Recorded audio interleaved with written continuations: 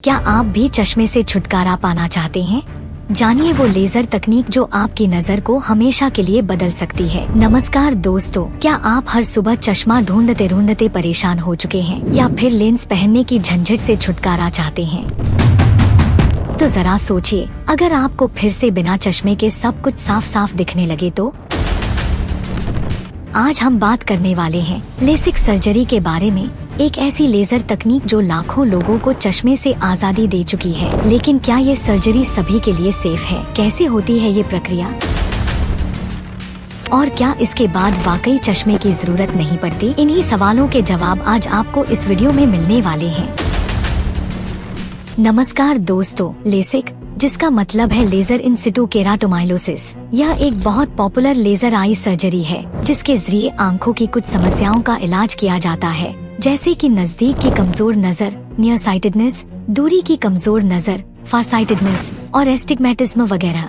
आंखों की ये तीनों समस्याएं रिफ्रैक्टिव एरर यानी कि कॉर्निया की बनावट में गड़बड़ी की वजह से होती हैं और आमतौर पर इनका इलाज चश्मा पहनकर किया जाता है। लेकिन लेसिक के जरिए अब इन समस्याओं को स्थायी रूप से ठीक किया जा सकता है।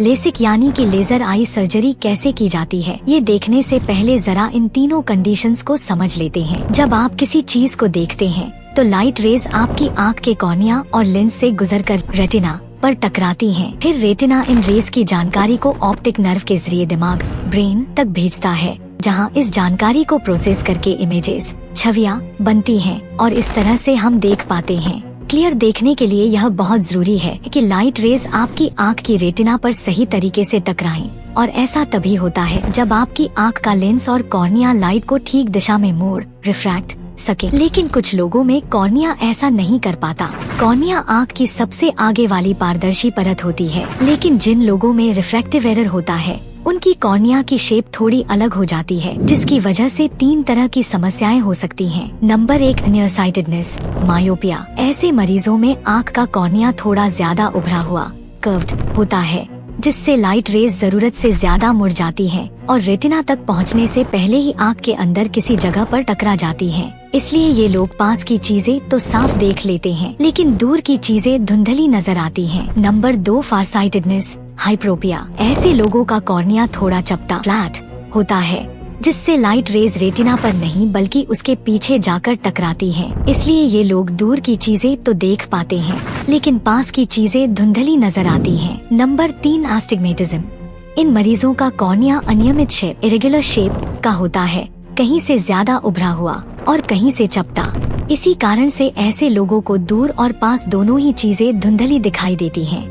इन तीनों कंडीशंस को लेसिक सर्जरी से अच्छे तरीके से ठीक किया जा सकता है। यह सर्जरी लगभग 30 मिनट में पूरी हो जाती है। लेसिक सर्जरी कैसे होती है?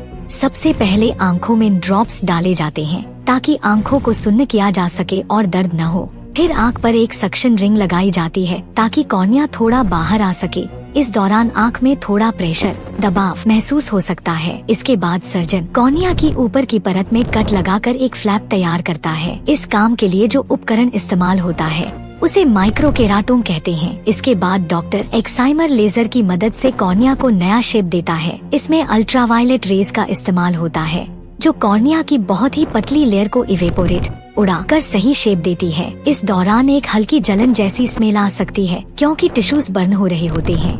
अगर सर्जन नियर साइटेडनेस ट्रीट कर रहा हो तो वह कॉर्निया के सेंटर से टिश्यू कम करता है ताकि उसकी उभरी हुई शेप नॉर्मल हो जाए। अगर फार साइटेडनेस हो तो कॉर्निया के किनारे से टिश्यू हटाए जाते हैं ताकि शेप थोड़ी गोल हो सके। आस्टिग्मेटिज्म के केस में जहां जरूरत हो वहां से टिश्यू हटाकर शेप को बराबर किया जाता है।